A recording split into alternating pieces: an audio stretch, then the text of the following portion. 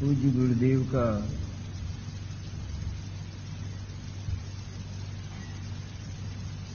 जन्म दिवस है आज। 109 वर्ष उनके जन्म को हुए और वे तो चले गए, लेकिन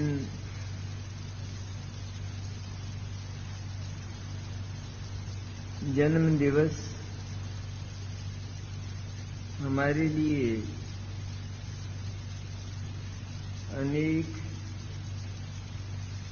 सुंदर स्मृतियां लेकर आते हैं। अभी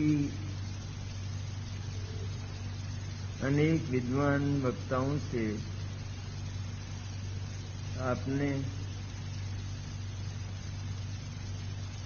पूज्य गुरुदेव का गुणानुवाद सुना।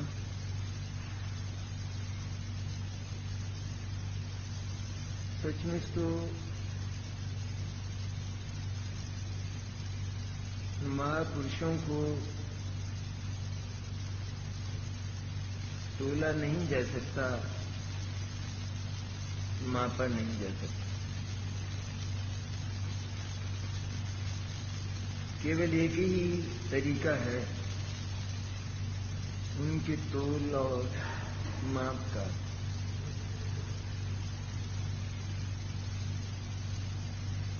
कि उनके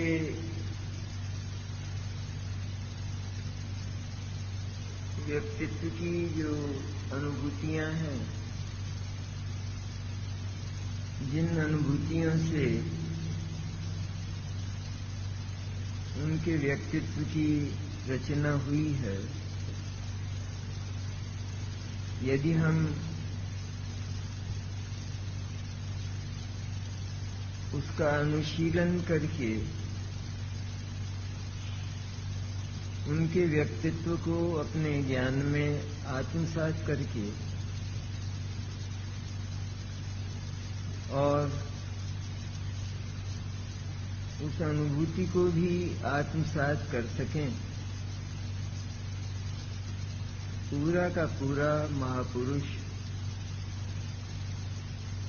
हमारे तोल और माप में आ गया। केवल एक महापुरुष नहीं, लेकिन अनादि के अनंत महापुरुष और भविष्य में होने वाले अनंत महापुरुष हमारी एक अनुभूति में उतर आए। उस अनुभूति की गरिमा ऐसी हुआ करती है, और शायद हमसे जयंती मनाने का कारण अथवा उद्देश्य पूछा जाए तो हमारा उत्तर भी यही होगा, जैसा आचार्य उमा स्वामी ने कहा, वंदे सद्गुण लब्धे। मैं उनको अपने जीवन में उपलब्ध करने के लिए वंदना करता हूं। यही वास्तविक वंदना है। सचमुच आज के युग के वायुमंडल में हम गुरुदेव को देखें तो गुरुदेव एक महा प्रतापी पुरुष हुए।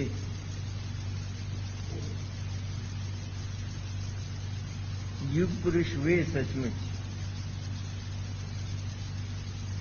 क्योंकि युग पुरुष उनको कहते हैं कि जो युग में, निकृष्ट युग में, कुछ औंधे युग में, बल्कि विषैले युग में कोई ऐसी अमृतमयी क्रांति लाता है कि जिससे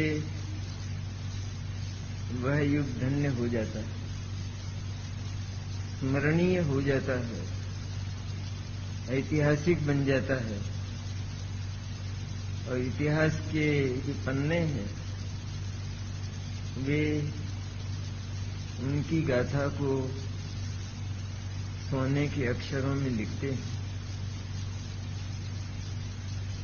ऐसे ही युग दृष्टा, युग सृष्टा और आध्यात्मिक क्रांति के सूत्रधार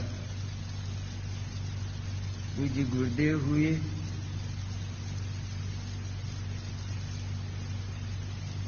हम उन्हें आध्यात्मिक क्रांति के सूत्रधार कहते हैं, अध्यात्म युग दृष्टा और सृष्टा कहते हैं। यह बात हमारा मन साक्षी भी देता है या नहीं? क्या उसके पहले अध्यात्म नहीं था? क्या आध्यात्मिक महापुरुष नहीं हुए? हुए तो थे, वो उनका जमाना था, लेकिन जिस जमाने में गुरुदेव का जन्म हुआ, उस जमाने को हम देखें और जैन धर्म के, जैन दर्शन के आलोक में देखें तो सचमुच जैन धर्म का आलोक अंधकारमय था, समाप्त हो चुका था। कहना चाहिए कि काया रह गई थी, प्राण निकल चुके थे। क्योंकि हम तो अपने युग की बात करते हैं। जो बीते महापुरुष हैं उन्होंने भी युग को दिशा तो दी, लेकिन कुछ विशिष्ट महापुरुष होते हैं कि जिनके आत्मदर्शन का और अनुभूति का मार्ग तो वही होता है, एक ही होता है, लेकिन कुछ ऐसी विशेषता उनके व्यक्तित्व में होती है कि अगणित लोग वो सच्चे मार्ग को, सच्चे रास्ते को पा लेते हैं, उनके बुलाए बिना, उनके अनुरोध के बिना स्वतः ही आप ही लोग सत्य की ओर आकर्षित होकर सत्य को स्वीकार कर लेते हैं। यह एक विशिष्ट घटना पूज्य गुरुदेव के जीवन के साथ जुड़ी हुई है।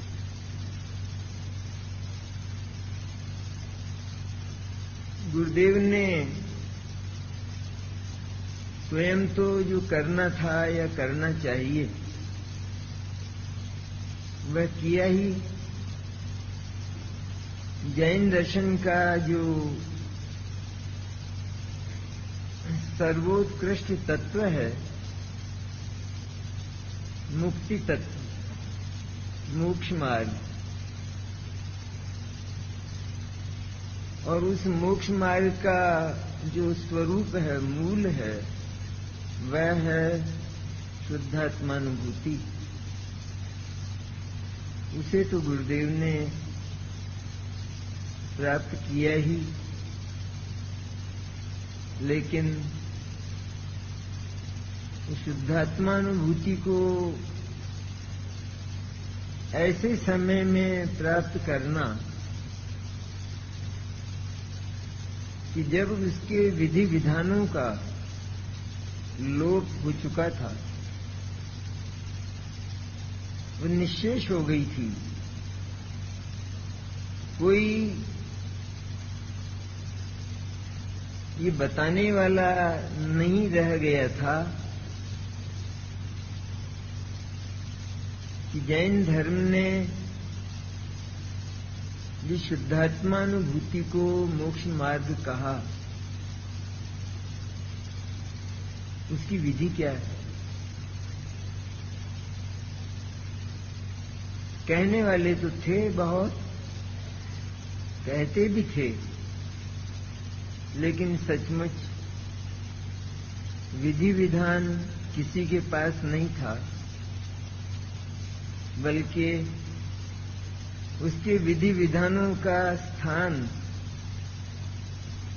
कुछ उससे विपरीत विधि विधानों ने ले लिया था कि जो मुक्ति तो नहीं भेजते, लेकिन पाताल में जरूर भेज सकते। ऐसे समय में पूज्य गुरुदेव का जन्म हुआ। हमें अधिक महिमा गुरुदेव की क्यों आती है? ऐसे युग में ऐसे स्थान पर जन्म हुआ कि जहां ये आशा भी नहीं की जा सकती कि यहां पैदा होकर कोई पुरुष उन बंधनों को तोड़कर सत्य की खोज में निकलेगा और स्वयं बुद्ध होकर स्वयं बुद्ध की तरह सत्य को प्राप्त करेगा, सत्य की अनुभूति करेगा। यह उस समय तो कल्पना से बाहर की बात, क्योंकि स्थानकवासी कुल में गुरुदेव का जन्म हुआ और वहां फिर और आगे बढ़ गए गुरुदेव, क्योंकि बाल्य से ही उनको भीतर से कुछ विरक्त परिणाम थे, अनुभूति नहीं थी, ज्ञान भी पक्का नहीं था, सच्चा नहीं था, लेकिन आतुरता बहुत थी। ऐसा लगता था कि मैं जहां पैदा हुआ हूं और उस कुल के योग्य विधि विधान भी मैंने स्वीकार किए हैं, लेकिन कमी बहुत है,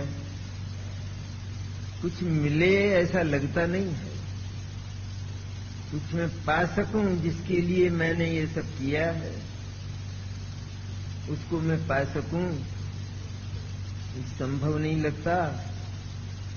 ऐसा भीतर से हृदय बोलता था और इसीलिए उनकी सत्य की खोज समाप्त नहीं। अन्यथा हम देखेंगे कि कुल धर्म का जो मोह है, उसका जो प्रतिबंध है, उसका जो बंधन है, वो ऐसा होता है कि जीव विकट जंगल में से, विकट वंचरों के चंगुल में से, आंधी और तूफानों में से भले ही निकल जाए, लेकिन कुल धर्म का जो प्रतिबंध है, वहां से जीव का निकलना बहुत कठिन होता है, क्योंकि वो मानता है कि मेरा तो धर्म ही यही है। लेकिन हम स्वयं कल्पना करते तो हैं, सोचते भी हैं, लेकिन आश्चर्य में डूब जाते। वहां पैदा हुए, उसी कुलाचार का पालन किया, इसके बाद जो किसी के जीवन में हो जाता है वह भी हुआ। मैंने दीक्षा भी ले ली, स्थानकवासी संप्रदाय की दीक्षा भी ले ली। अब कैसे आशा करें कि यह व्यक्ति उन चंगुलों में से निकल जाएगा और फिर अपने आप को इतना ऊंचा समझने वाला, इतना ऊंचा अनुभव करने वाला, उस ऊंचाई का विसर्जन करके, ऊंचाई के अहम का विसर्जन करके इतना नीचा हो जाएगा कि वो जगत की कोई परवाह ही नहीं करेगा, अपने प्राणों तक की परवाह नहीं करेगा। ये कल्पना से बाहर की थी कुछ बातें, लेकिन यह सब हुआ। इसलिए हुआ कि हम भी इस शताब्दी में पैदा हुए और उसी शताब्दी में गुरुदेव का अवतरण हुआ। और कहना चाहिए कि हमारा जो भाग्य है, हमारा जो पुण्य है, वह भी कोई अनूठा पुण्य था कि जहां लोग गुरुओं की तलाश करते फिरते हैं, लेकिन गुरु नहीं मिलते, ढूंढते ढूंढते वहां अनायास एक जगह बैठे हुए लाखों लोगों को गुरु मिल गए और गुरु की देशना मिल गई। हम दोनों बातों के लिए तड़पते हैं, गुरु मिलना चाहिए, गुरु मिलना चाहिए, क्योंकि जिनवाणी कहती है गुरु के बिना नहीं होगा। ये जिनवाणी के बोल हैं, तो गुरु तो मिलना चाहिए और फिर गुरु की वाणी भी मिलना चाहिए। उसके बाद उस वाणी को धारण करने वाला, समझ सकने वाला ज्ञान भी मुझे मिलना चाहिए। ये सारे योग अगर मिलें, समवाय सारे के सारे, तो काम हो सकता है। लेकिन यह काम कितनी सुलभता से हो गया, हमें तो कोई मेहनत नहीं करनी पड़ी। मैंने उस संप्रदाय में किसी को यह कहना कि तुम इधर आ जाओ, ये हमें नहीं कहना पड़ा। और बात तो बहुत गहरी है सचमुच, कि ये बहुत ही अच्छा हुआ कि गुरुदेव स्थानकवासी संप्रदाय में पैदा हुए। ये हमारे लिए बहुत अच्छा हुआ, उनके लिए बहुत बुरा था। लेकिन उनके लिए बुरा था, उन्होंने तो वो जो महाविकट बाधा थी, उस बाधा को अपने निर्मल ज्ञान की सामर्थ्य से समाप्त कर दिया। लेकिन यदि वे दिगंबर कुल में पैदा हो जाते तो सच्चाई तो यह थी कि वे भी कुल धर्म का पालन करने लगते, क्यों फिर बदलने की कहां गुंजाइश थी, सत्य को शोधने की गुंजाइश भी कहां थी। प्रारंभ से ही जैसा हम मानते हैं वैसे वे भी मानते, दिगंबर धर्म ही सच्चा है, इसके आचार्य और इसके मुनिराज ही सच्चे होते हैं, इसके भगवान ही सच्चे। तो फिर कौन रास्ता बताने वाला मिलता, क्योंकि रास्ता बताने वालों का अभाव हो चुका था। ये वसुंधरा, ये वसुधा खाली हो चुकी थी मार्गदृष्टाओं से। तो जिसको स्वयं अनुभूति न हो तो वो मार्ग का दर्शन क्या करेगा। तो इतना हुआ कि वहां पैदा होकर, क्योंकि गुरुदेव को का जो ज्ञान है उसने भले ही थोड़ी मचक खाई, जहां से भी वे आए, लेकिन अपने साथ लाए बहुत कुछ थे। और यह बात हमें भी काफी स्मरण रखने लायक है कि हम इस समय ज्ञान को जितना सत्य पिलाएंगे, भले ही वो पूरा आत्मसात न हो, अनुभूति में न उतरे, पर वह ज्ञान डिपॉजिट होकर हमारे साथ जाएगा और निश्चित रूप में हमें मुक्ति ले जाएगा, ऐसी उसकी गारंटी। तो ये हमारे लिए भी एक बहुत बड़ा आदर्श गुरुदेव ने प्रस्तुत किया कि वे ज्ञान लाए थे अपने साथ, ज्ञान गुमराह भी हुआ, इसके बाद उसी ज्ञान ने गुमराह होकर अच्छी राह, सच्ची राह तलाश कर ली और लाखों लोगों को सही राह दी, सच्चा रास्ता दिया।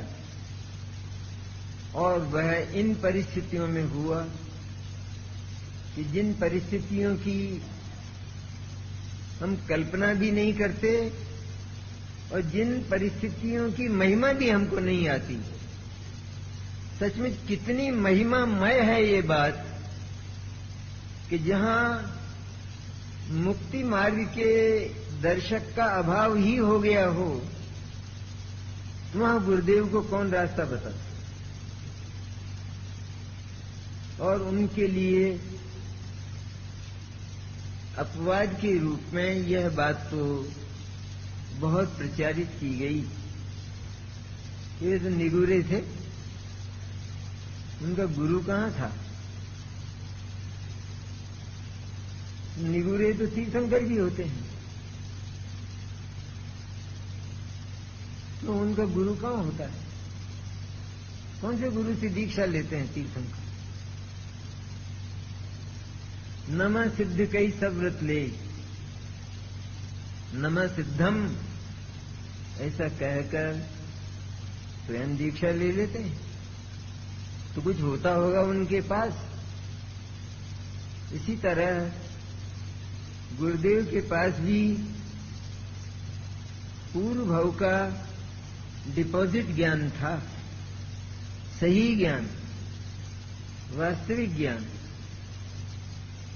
जो इस तरह हो सकता है कि जैसे कोई रास्ते चलने वाला वो थोड़े समय के लिए रास्ता भूल जाता है, फिर उसे याद आता है कि क्योंकि गांव नहीं आ रहा है तो रास्ता सही नहीं लगता है, ऐसा स्वयं उसे लगता है, तो वो लौट जाता है और लौटकर सही रास्ता पकड़ लेता है। ठीक ऐसा ही गुरुदेव ने किया कि रास्ता सही नहीं लगता है, ऐसा उनको भाषित हुआ, तो फिर लौट गए और लौटकर स्वयं अपने ज्ञान से सही रास्ता स्वीकार कर लिया। 23 वर्ष की अवस्था में स्थानकवासी दीक्षा हो गई और 70 का साल था शायद, 1900 संवत 1970, 23 वर्ष हुए ना संवत 1970 में अवस्था की। तो उस समय कठोर आचार का पालन करते थे स्थानकवासी संप्रदाय का। तो कठोर आचार का पालन ही नहीं, लेकिन ज्ञान का तो इतना लोभ था गुरुदेव को कि उन्होंने हजारों शास्त्र पढ़े और लाखों सूत्र कंठस्थ कर लिए। 17 बार उन्होंने भगवती सूत्र पढ़ा, जो 1 लाख श्लोक प्रमाण माना जाता, लेकिन फिर भी प्यास नहीं बुझी और सब कुछ किया। इसके बाद जहां चाह वहां राह, यह एक सत्य उक्ति है। जब भीतर से चाह थी कि जब मैं चाहता हूं और विश्व में है तो मिलना चाहिए, क्यों नहीं मिलता? मैं चाहता हूं भीतर से तो मिलना चाहिए।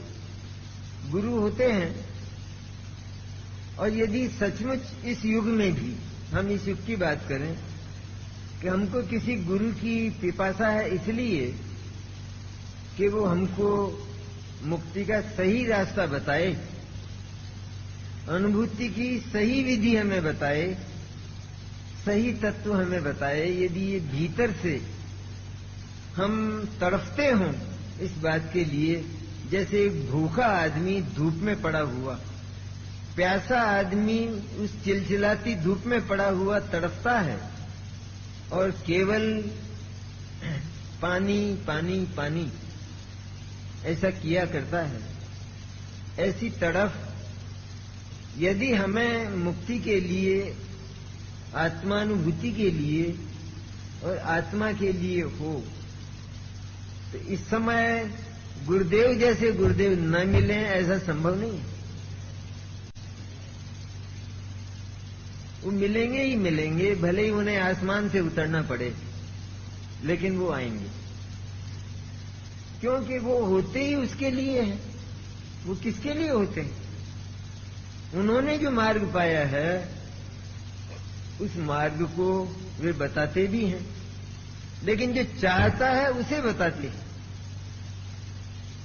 तो यदि हमारी सच्ची चाह हो, अब हम आज के दिन कसम खाकर देख लें इस बात को कि हमको चाह है क्या।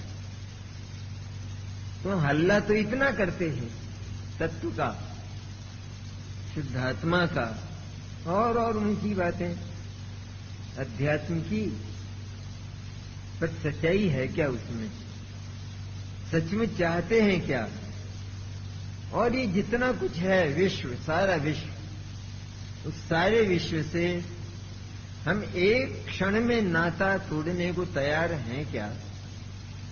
सारे विश्व के वैभव से अथवा अनुकूलताओं और प्रतिकूलताओं से हम यदि संबंध तोड़ने को इस समय तैयार हैं, तो इसी समय मोक्ष है। इससे अधिक क्या चाहते? पर ये प्रमाण है इस बात का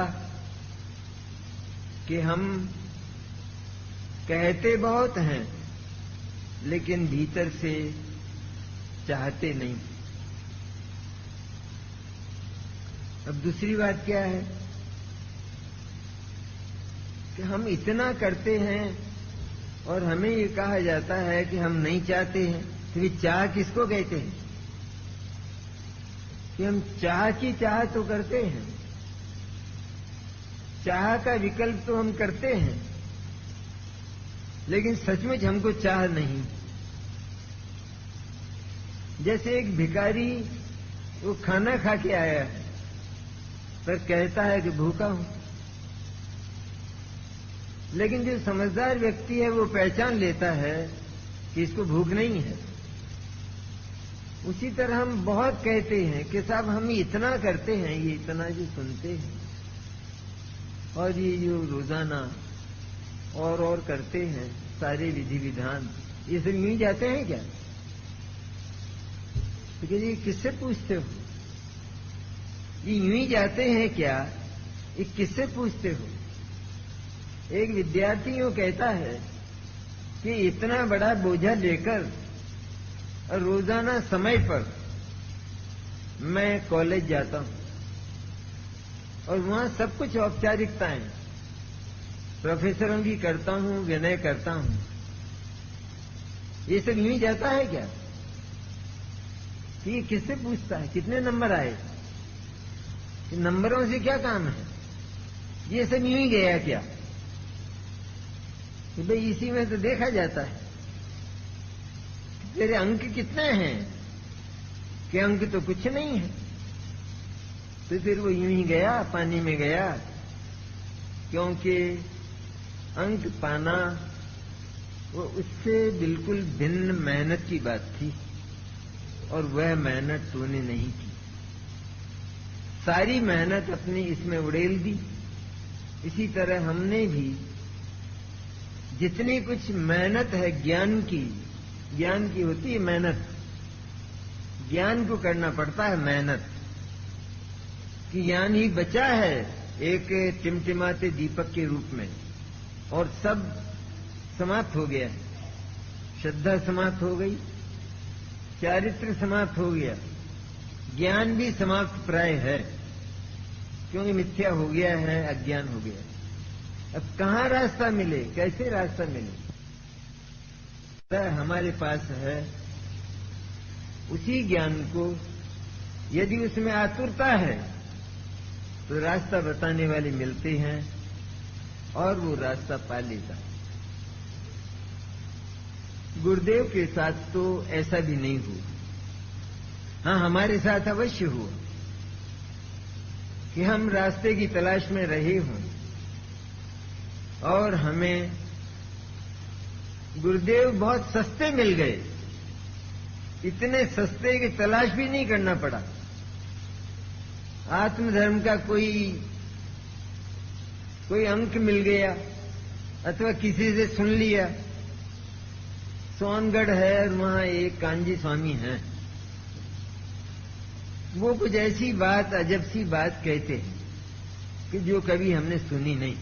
बस इतना अजब सा कहते हैं कुछ कि आत्मा अभी शुद्ध है, उसे शुद्ध करना नहीं पड़ता, ऐसी बातें करते हैं। हमने तो ये बातें कभी सुनी नहीं, और जिनवाणी तो हमने भी बहुत पढ़ी है, बल्कि कांजी स्वामी ने तो कोई परीक्षा ही नहीं दी, और हमने तो परीक्षाएं भी बहुत दी हैं सारी जिनवाणी की। तो हमने ये बात नहीं पढ़ी, लेकिन तो वो कौन सी पढ़ाई है उनके पास वो हम नहीं बता सकते, लेकिन वो बातें ऐसी करते हैं, और इस पत्र में भी ऐसी बातें आती हैं। ऐसा सुनकर एक कौतूहलवश हम लोग वहां पहुंच गए। कुछ गुजरात के लोग थे कि जो उनको गुरु मानकर उनके पीछे पीछे चल दिए, क्योंकि उनको ये विश्वास था, ज्ञान तो नहीं था उन लोगों को। यद्यपि गुरुदेव संप्रदाय में भी शुद्धात्मा की चर्चा करते थे, खुले रूप में करते थे, बहुत विलक्षण बातें कहते थे, क्योंकि संवत 78 में समय सार उनके हाथ आ गया था। तब उनको कहना चाहिए कि जैसे वो प्यासा व्यक्ति और उसको कोई जलाशय मिल जाता है, इस तरह समय सार मिलते ही गुरुदेव को जैसे तसल्ली हुई और एकदम भीतर से उल्लास आया कि मैं जो चाहता था वर्षों से, वह चीज आज मुझे मिल गई है, अब मैं अवश्य मार्ग तलाश कर लूं। समय सार मिलते ही सचमुच उनकी काया पलट हुई और उनका ज्ञान भी इतना समर्थ हो गया, इतना पलट गया कि वो समय सार में प्रविष्ट हो गया। वरना समय सार को बहुत मेहनत करके भी, किन्हीं से पढ़कर भी उसको समझ पाना, उसके मर्म को समझ पाना बहुत टेढ़ी खीर है, बहुत कठिन काम है। तो समय सार के पढ़ने वाले, समय सार के वक्ता गुरुदेव के समय में भले ही रहे हों, लेकिन समय सार के मर्मज्ञों का अभाव हो गया था। मैं तो निसंकोच इतना भी कह देता हूं कि सचमुच श्रुतक ज्ञान हम सभी के पास है। सारे जगत के प्राणियों के पास होता है वो तो अलग बात है, लेकिन जो श्रुतक ज्ञान काम का होता है, काम कर सकता है, समर्थ होता है, ऐसा जो श्रुतक ज्ञान है सैनी पंचेंद्री वाला, वो हमारे पास है। ऐसा श्रुतक ज्ञान होने पर भी सचमुच अगर उसी युग के वायुमंडल में देखा जाए तो श्रुतक ज्ञान हमारे पास नहीं था, बल्कि उसका अभाव था। श्रुतक ज्ञान का भी अभाव था तो सचमुच जिनवाणी का भी अभाव था, क्योंकि जिनवाणी है ये किसके लिए है? किसने जाना कि जिनवाणी है? कि जिसने अपने उस श्रुतक ज्ञान से जिनवाणी के मर्म को जाना हो उसके लिए जिनवाणी है। अन्य के लिए तो जिनवाणी होते हुए भी, खुली रहने पर भी, जिनवाणी पढ़ी जाने पर भी श्रुतक ज्ञान का भी अभाव है और उस जिनवाणी को समझने वाला जो आत्मा है उसका भी अभाव है और जिनवाणी का भी अभाव है। इसलिए सच पूछा जाए, सच्चाई से कहा जाए, निष्पक्ष भाव, क्योंकि इसको लोग कह सकते हैं कि ये तो बहुत तीव्र राग है, तीव्र राग के वशीभूत होकर लोग ऐसा कहा करते हैं, लेकिन राग तो सिखाया नहीं है उन पुरुष ने। इसलिए सचमुच देखा जाए तो श्रुतक ज्ञान भी जितना गुरुदेव के पास था उतना ही जिंदा था, और जिनवाणी भी उतनी खुली थी जितनी गुरुदेव ने खोली। शेष जिनवाणी का भी अभाव था, क्योंकि जिनवाणी को समझने वाला जो श्रुतक ज्ञान है वो जिसके पास है उसी के लिए जिनवाणी है। इसलिए जिनवाणी का विमोचन ही गुरुदेव ने किया। मैं तो भीतर से ऐसा मानता हूं, खोला ही गुरुदेव ने, जिनवाणी के पृष्ठ ही गुरुदेव ने खोले। क्यों? दूसरे लोग तो पढ़ते थे और परीक्षाएं देते थे या सुनाते थे किसी, पर कैसा सुनाते थे कि जैसा उसमें लिखा था वैसा सुना देते थे, अथवा जैसा स्वयं ने समझा अपनी जो पूर्व धारणाओं से, पूर्वाग्रहों से, वैसा लोगों को सुना देते थे, पढ़ा देते थे।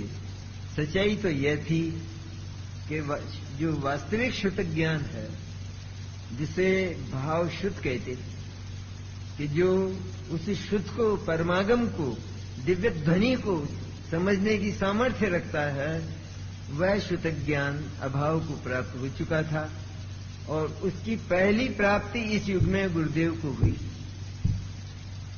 उसके साथ में हमारा भी ज्ञान खिला और हमने भी जितना पाया है, समझना चाहिए कि जीवन की सबसे बड़ी उपलब्धि अगर है तो हमारा वो श्रुतक ज्ञान, और उस श्रुतक ज्ञान को जो दिशा मिली है, उस श्रुतक ज्ञान ने देशना पाकर, उपदेश, सच्चा उपदेश पाकर जिस मार्ग को स्वीकार किया है, वह श्रुतक ज्ञान जीवन की सबसे बड़ी उपलब्धि है। उसकी रक्षा करना, उसकी रक्षा ही नहीं करना, उसकी पूजा करना, उसकी उपासना करना, वह श्रुतक ज्ञान है पूज्य। क्योंकि शुद्ध पूज्य है ना, ये जिनवाणी पूज्य है कि नहीं? ये जिनवाणी क्या है? आखिर जिनको श्रुतक ज्ञान की पराकाष्ठा थी उन्हीं की तो जिनवाणी है। दिव्य ध्वनि में जो आया उतना तो किसी के पास है नहीं। गंधर्वों का श्रुतक ज्ञान पराकाष्ठा को प्राप्त होता है, और उन्होंने इस श्रुत की रचना, जिनवाणी की रचना की। तो वह वास्तव में शुद्ध ज्ञान और परमागम कहलाता है। और उस परमागम का जितना कुछ बचा है वर्तमान में, उसको समझने वाला जो शुद्ध ज्ञान है, बस वो जीवंत है। और उतनी ही जिनवाणी जीवंत है, खुली है, शेष बंद है जिनवाणी। तो ऐसे गुरुदेव, मैंने ये कोई सामान्य महिमा की बात नहीं है। ऐसा पुरुष कि जिसने अपने पूर्वाग्रहों को, मताग्रह का पिशाच वो इस तरह पकड़ता है कि उससे भवांतर में भी जीव मुक्त नहीं होता और अधोगति को निरंतर चला जाता है। ऐसे पिशाच से अपने को छुड़ाकर, अपने को मुक्त करके, और वह ताकत सिर्फ ज्ञान की होती है। उससे छूटकर जिन्होंने दिगंबर दर्शन में दीक्षा ली में दिगंबर धर्म स्वीकार किया, और उसमें भी उसका जो मर्म है द्वादशांग का, उस द्वादशांग का मर्म, जो उसका प्राण, जो आत्मा है शुद्धात्म तत्व, उस शुद्धात्म तत्व को जिनवाणी में खोजा। क्योंकि जिनवाणी को पाकर भी ये खोज लेना कि आत्मा शुद्ध ही है, अशुद्ध तो केवल कहा जाता है, अशुद्ध नहीं है सचमुच, लेकिन वो तो शुद्ध ही है। ये बात निश्चयात्मक रूप में उस जिनवाणी में ढूंढ लेना, जैसे कोई बहुत बड़ा ढेर हो धूल का, मिट्टी का, और उसमें हमारा अगर छोटा सा हीरा गिर जाए और बहुत बड़ा ढेर हो मिट्टी का, उसमें उस हीरे को ढूंढ लेना वह एक कुशलता है। उसी तरह इस जिनवाणी के विस्तार में इस बात को तलाश कर लेना कि सारी जिनवाणी को मैंने देखा और पढ़ा तो केवल एक बात पाई कि आत्मा वास्तव में एक परम शुद्ध तत्व है, उसे शुद्ध करना नहीं पड़ता और वह अशुद्ध था नहीं। तो फिर ये जो उसकी अशुद्धता की चर्चाएं हैं वो क्या है कि अशुद्ध तो वो कहा जाता है, अशुद्ध है नहीं। अशुद्ध तो किसी कारण से, अशुद्ध के नजदीक रहने से अथवा अशुद्धता की कल्पनाओं से वो अशुद्ध कहा जाता है, लेकिन अशुद्धता की कल्पनाओं से वह अशुद्ध नहीं होता। ये मर्म यदि इस युग में किसी ने दिया है तो उनका नाम कांची स्वामी है, क्यों किसी के मुंह से ये बात निकलती नहीं थी। स्वयं यहां जितने हम लोग बैठे हैं वो भी इसी वायुमंडल में थे। कोई किसी को ये कहने में मानो कंठ रुंध जाता था, वाणी निकलती नहीं थी कि आत्मा शुद्ध है। वर्तमान में ऐसा कोई बोलते किसी को झिझक होती थी, और यदि कोई कहता भी था तो उसके साथ नए लगा देता था और नए लगाकर उस बात को खत्म कर देता। जहां नए लगा आत्मा की सत्ता के साथ, तो उसकी शुद्धता तो नयाधीन हो गई, वो शुद्ध कहां रहा स्वयं। कि क्योंकि मैं चंद्रमा को एक देखता हूं इस आसमान में, मेरी दृष्टि में इस आसमान में एक चंद्रमा है, मेरी दृष्टि में। कोई कोई दो भी कहते हैं, तो कहते हैं मेरी दृष्टि में चंद्रमा एक है, तो चंद्रमा स्वयं एक कहां रहा? वो तो मेरी दृष्टि में रहा, मेरी दृष्टि के अधीन हुआ। इस तरह आत्मा को यदि हमने नए में फंसा दिया तो आत्मा नहीं मिलेगा। इस सारी बात कर्ता कर्म अधिकार में आई है। कितनी बातें कही जाएं गुरुदेव के संबंध में, सच्चाई तो यह है कि जितना कुछ जैन दर्शन और उसके सिद्धांत हैं यदि उन सिद्धांतों की सच्चाई, उनका रहस्य और उनके मर्म खुले हैं, तो केवल गुरुदेव की अनुभूति और उनकी वाणी से खुले। सारे सिद्धांत बदल चुके थे, सारे सिद्धांत अपसेट हो चुके थे। कोई भी किसी भी जैन दर्शन के सिद्धांत का सही विवेचन नहीं होता था। वह विवेचन कहीं जाकर रुक गया था। पराकाष्ठा तक कोई भी विवेचन पहुंचता ही नहीं था किसी सिद्धांत का। और गुरुदेव ने हर सिद्धांत के विवेचन को पराकाष्ठा तक पहुंचाया, सिद्धांतों का हृदय खोला, उनका मर्म खोला। एक भी सिद्धांत अगर उल्टा होता है, औंधा होता है, तो सारे सिद्धांत औंधे होते हैं। सब कुछ औंधा होता है। आत्मा की के स्वरूप की समझ में अगर थोड़ी भी कमी है, थोड़ी भी, तो मुक्ति उतनी ही दूर है कि जितना आलोकाकाश। चाहे कोई नजदीक बैठा हो तो भी मुक्ति उतनी दूर है, और कोई दूर हो तो भी मुक्ति उतनी दूर है। इसी तरह किसी भी सिद्धांत की समझ में यदि हमारे शुद्ध ज्ञान में किसी भी तरह की कोई भूल है, तो हम आत्मा को नहीं पा सकते। आत्मानुभूति अनंत प्रयत्न करने पर भी नहीं हो सकती। ये बात अच्छी तरह समझ लेना चाहिए, क्योंकि जैन दर्शन के जितने सिद्धांत हैं वे केवल विचार करने के लिए नहीं, वे केवल सुनने के लिए नहीं, सुनाने के लिए नहीं, किंतु आत्मसात करने के लिए अथवा आत्मानुभूति करने के लिए है सारे ही सिद्धांत। इसलिए किसी भी सिद्धांत की भूल वो सारे ही सिद्धांतों की भूल है।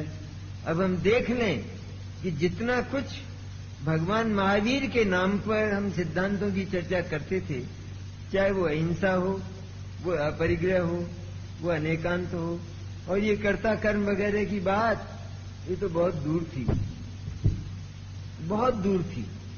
बल्कि हम लोग निंदा तो करते थे कर्ता कर्म की, लेकिन कर्ता कर्म का अज्ञान वास्तव में क्या चीज है, ये समझ के बाहर थी बात। इतना तो दुनिया में कुछ बुद्धिवादी लोग ऐसे थे जो इतना तो समझते थे कि जो जैन दर्शन है उसमें कोई एक परमात्मा नहीं, सृष्टि का कर्ता अथवा कुछ भी करने वाला, क्योंकि वो वीतरागी होता। इतना तो लोग कहते थे, समझते थे। जो पढ़े लिखे थे या और विद्वान थे वो लोग कहते तो थे ये बात, और आलोचना करते थे तो कहां जाकर करते थे कि जितना हमारा भक्ति का पक्ष है वहां जाकर उनके कर्तावाद की आलोचना समाविष्ट होती, वहां प्रवेश करती कि देखो जैन दर्शन वो अकर्ता दर्शन है, उसमें कोई परमेश्वर वो कर्ता स्वीकार नहीं किया गया। यहां लिखा है द्रौपदी को चीर बढ़ायो और सीता प्रति कमल रचायो और अंजन से किए अकामी और दुख मेटो अंतर्यामी, यहां ये लिखा है। कितनी औंधी बातें ये जैनी लोग करते मंदिरों में आकर, और कितना झूठ बोलते हैं। सारी भक्ति में झूठ भरी है, सारी पूजाओं में झूठ भरा है। ऐसा वो बौद्धिक लोग जिनका ज्ञान बहुत बढ़ गया था ना, वे लोग अपने सारे ज्ञान का उपयोग उस भक्ति के कक्ष में जाकर उसकी आलोचना में किया करते थे, लेकिन यह नहीं समझ पाते थे कि ज्ञान और भक्ति का जो भेद है वो न तो आज तक समाप्त हुआ है। भक्ति का जो स्वरूप है वो यही रहेगा, लेकिन ज्ञान वो भक्ति में कभी फंसेगा नहीं।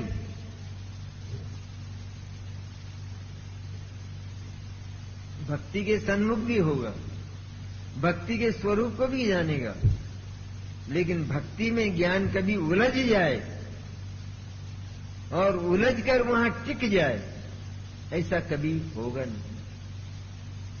तो भक्ति के स्वरूप को नहीं समझने वाले लोग और ज्ञान के स्वरूप को नहीं समझने वाले लोग उनकी आलोचनाएं तो बड़ी आसमानी होती थी, लेकिन कर्तावाद क्या है सचमुच। और ये जैन दर्शन में जो अकर्ता की चर्चा है, इस अकर्ता की पराकाष्ठा कहाँ है? इसका तो कोई स्वप्न भी नहीं था, सपना भी नहीं था। केवल पराकाष्ठा ये कि भगवान नहीं है यहां कोई एक, और वो कुछ करता धरता हो गया, बस ये अकर्ता जैन दर्शन हो गया। कर्ता कर्म अधिकार पढ़ा हो भले ही, हम लोगों ने भी पढ़ा हो, लेकिन कर्ता कर्म अधिकार के रहस्य क्या है, मर्म क्या है, ये यदि गुरुदेव नहीं होते तो खुलते नहीं, हमारे सामने नहीं आते। इसलिए संपूर्ण ही जैन दर्शन का जो वास्तविक मर्म है, जिसको सर्वोत्कृष्ट जो ग्रंथराज है समयसार, उसने जो कहा, उसमें गुरुदेव ने तलाश किया कि हमारा जो मूल ध्येय है, आराध्य है वास्तव में, वो कौन है। सारी दुनिया परमात्मा को आराध्य मानती है कि जो परमात्मा को कहा जाता है, लेकिन मेरा जो आराध्य देव है अथवा मेरा जो ध्येय है, सचमुच ध्यान का जो विषय है, चिंतन के लायक जो है, वह केवल एक इस मानसल देह के भीतर बैठा हुआ शुद्ध चैतन्य है। वही मैं हूं, वही मेरा शरण्य है। सारे जगत में मैं घूमा, लेकिन मुझे किसी की शरण मिली नहीं। अगर मिल जाती तो उद्धार नहीं हो जाता, मिल जाती तो सुख नहीं मिल जाता। लेकिन जगत में शरण का कोई विधान नहीं है, क्योंकि जगत ही आजादी का बना हुआ है, स्वतंत्रता का बना हुआ है। ये रहस्य गुरुदेव ने खोले। बहुत बातें हुई, समय तो काफी हो गया, लेकिन इतनी बातें, यानी इतने अध्याय खुले हैं गुरुदेव के आविर्भाव से कि जितने 2000 वर्ष में नहीं खुले। 2000 वर्ष में कितने महापुरुष हुए, तो हम उन महापुरुषों को कोई उपेक्षित नहीं कर रहे हैं गुरुदेव का नाम लेकर, लेकिन सच्चाई यह है कि जैसे हम सबसे पहले भगवान महावीर का नाम लेते हैं, तो क्यों लेते हैं कि हमारे सबसे निकट के रिश्तेदार वो हैं। भगवान पार्श्वनाथ तो दूसरे नंबर पर हैं, सबसे निकट के अगर हैं तो वे भगवान महावीर हैं। तो हम गुरुदेव का नाम क्यों लेते हैं? क्यों? हमारे सबसे निकट के रिश्तेदार हैं, हमारे माने सबसे बड़े हितैषी, परम हित चाहने वाले यदि हुए तो गुरुदेव हुए हैं इस युग में। और उन्होंने जो सत्य की शोध करके जो मार्ग हमें दिया, वह मार्ग जीवन की सबसे बड़ी उपलब्धि है। और तो कितनी कितनी बातें हुई। स्वाध्याय का सचमुच प्रारंभ हुआ तो गुरुदेव से हुआ, शिविरों का प्रारंभ हुआ तो गुरुदेव से हुआ, जीवन में व्यवहार का प्रवेश हुआ, व्यवहार की शुद्धि का प्रवेश हुआ तो गुरुदेव से हुआ। और उस समय हुआ जिस समय ये कहा जाता था कि कांजी स्वामी व्यवहार का निषेध करते हैं, व्यवहार का विरोध करते हैं, व्यवहार को उड़ाते हैं। उस समय जो लोग पात्र थे वे गुरुदेव के निकट गए और उनके जीवन में व्यवहार उड़ा नहीं, पर सच्चा व्यवहार आया, सच्चे व्यवहार का समावेश हुआ। और सच्चे व्यवहार का समावेश होकर सच्चे निश्चय को समझने की पात्रता जागी। ये बहुत बड़ी देन, बहुत बड़ा दान गुरुदेव का था। उनके जीवन को ही हम देख लें। आज की चर्चा तो कुछ करने लायक नहीं, क्योंकि उसको करने से फायदा भी क्या है। एक बात अवश्य समझ लेना चाहिए कि जगत में महापुरुष होते हैं, लेकिन विरल होते हैं तो जिनके भाग्य होते हैं उनको वे मिल जाते हैं। तो गुरुदेव एक विरल महापुरुष हुए, और महापुरुष होकर सचमुच महापुरुष तो अनेक हुए पहले, लेकिन हमें जो उपलब्धि हुई तो वो सचमुच तो उन महापुरुषों की बात तो हमने केवल सुनी थी, लेकिन सच्चाई को जो हमने पाया सुनकर, तो उसके मूल स्रोत वास्तव में गुरुदेव थे। इसलिए हम गुरुदेव को अधिक याद करते हैं। होता यह है कि महापुरुष तो अपने पास जितना कुछ है उस सबको खुलकर लुटाते, जैसे रत्न बरसते हैं ना, भगवान के गर्भ और जन्म के समय वो तो थोड़ा है, वो तो गिनती के बरसते, लेकिन महापुरुष इतना लुटाते हैं कि जगत उसको समेट नहीं पाता, क्योंकि जिसमें पात्रता होती है वही समेट पाता है। इतना सब कुछ होने पर भी होता यह है कि वो महापुरुष चला जाता है, उसके बाद उसके निकट जो लोग थे वे उसको समझ नहीं पाते। अधिकांश ऐसे होते जो उनको नहीं समझ पाते, और आगे जाकर उन महापुरुषों ने जो कहा है अथवा उनका जो आश्रम है उसमें विकृतियां आने लगती।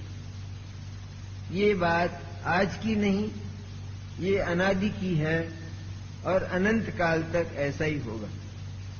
हम आज आश्चर्य करते हैं ये क्या हुआ, गुरुदेव के समय में तो ऐसा नहीं था, और एकदम ही ये क्या हो गया, कि एकदम ही ये क्या हो गया, ये हम किससे पूछते हैं, इसने ये किसने किया है ये? अरे वो तो चले गए, लेकिन ये जो हुआ है ये किसने किया है? ये क्या आसमान से टपका है? अरे करने वाले भी तो हम ही हैं। कौन है? मैंने गुरुदेव का वो जो शासन था, उनका वो जो आश्रम था पवित्र, उस पवित्र आश्रम को विकृत करने वाले वो कौन हैं? कि हम ही लोग तो हैं, और कौन है? इसलिए आश्चर्य की कहां बात है। होता ही है ये कि महापुरुष तो कुछ ऐसे रत्न दे जाते हैं, बरसा जाते हैं, लेकिन कुछ अभागे ऐसे होते हैं कि जो आगे जाकर उनको विकृत करते हैं और महापुरुषों का नाम भी बदनाम करते हैं। होता तो नहीं है बदनाम।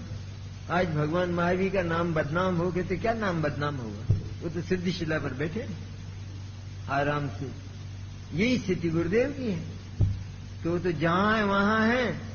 हम लोगों ने उनको नहीं समझा, उनके सिद्धांतों को नहीं समझा, और आज हम परस्पर उन सिद्धांतों के संबंध में भी विवाद करते हैं, अभिप्राय निकालते हैं। गुरुदेव का अभिप्राय ऐसा था, ऐसा मानो गुरुदेव अपना अभिप्राय नहीं समझा पाए। 45 वर्ष में इतना समय शायद किसी महापुरुष को नहीं मिला। भगवान महावीर को भी 12 वर्ष मिले, और गुरुदेव को 45 वर्ष मिले। और 45 वर्ष में भी दिव्य ध्वनि में तो बहुत बात आती है, लेकिन गुरुदेव की जो बरसात है, उस बरसात में तो और मिलाकर केवल एक ही बात बरसी, बुरी तरह से, बुरी तरह मैंने खूब अच्छी तरह से, कि एकमात्र ये जो तुम्हारा शुद्ध चैतन्य है, बस इसको जीवन में प्राप्त कर लो। प्राप्त क्या कर लो? वो प्राप्त है, बस इतना मान लो, इतना स्वीकार कर लो।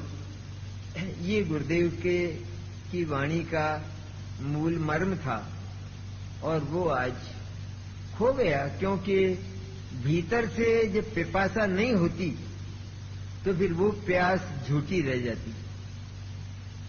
एक बहुत अच्छी बात है कि जैसे एक आदमी को नींद आ रही हो तो उसे तो जगाया जा सकता है, लेकिन जो नींद का बहाना कर रहा हो उसको कौन जगाए? तो हमें नींद ही नहीं थी सचमुच, हमें तो निद्रा का बहाना था, जगाए कौन? इसलिए गुरुदेव को सुना भी उनकी वाणी भी आज विद्यमान है, उनका साहित्य भी आज विद्यमान है, टैप विद्यमान है, सब विद्यमान है। और ठीक ऐसा कि जैसे मानो हमारे सामने गुरुदेव बोलते हो। इतना सब कुछ होने पर भी सही बात तो यह है कि हमारे पास भीतर बहाना है। क्या करें, जमाना ऐसा है, परिस्थितियां ऐसी हैं, आत्मा को समझें तो कैसे समझें। और ये परिस्थितियां तो सभी के साथ, सब युग में, हर युग में रही हैं और रहेंगी। उन परिस्थितियों में से मार्ग ढूंढना गुरुदेव की तरह, ये भी तो आदर्श रखा गुरुदेव ने कि उनकी जैसी विकट परिस्थितियां हमारे सामने नहीं। हम गुरुदेव के पास नहीं गए, गुरुदेव हमारे पास आए। कितनी बड़ी है बात। हम नहीं गए ना उनके पास, वे पहले हमारे पास आए। हमारे पास आए सत्य को लेकर, और इस समाज ने उस सत्य को इस तरह ठुकराया, इस तरह कुचला, इस तरह रौंधा कि उसका विरोध शुरू कर दिया। क्योंकि यही होता है, जगत में असत्य का बहुमत होता है, इसलिए वो उसका काम ही ये होता है कि उस सत्य को कुचले और उसका विरोध करे। और दिगंबर समाज ने यही किया। कुछ लोग भाग्यशाली थे कि जिन्होंने उस सत्य को समझा। आज भी हम जैसे लोग प्रयत्नशील हैं, और हमारा ये प्रयत्न आज के इस पवित्र दिन पर अथवा इसके उपलक्ष्य में बिल्कुल साकार हो, और हम उस चैतन्य को आत्मसात करें। ये आज के दिन का मूल मर्म है। और काफी कुछ कहा है मैंने आपको। सचमुच तो महापुरुषों का माप करना वो असंभव होता है। वो तो केवल अनुभूति की तुला पर ही तोले जा सकते हैं। इसलिए हमारा प्रयत्न यह हो कि जो अनुभूति गुरुदेव ने प्राप्त की अपने जीवन में, वही अनुभूति हम भी प्राप्त करें।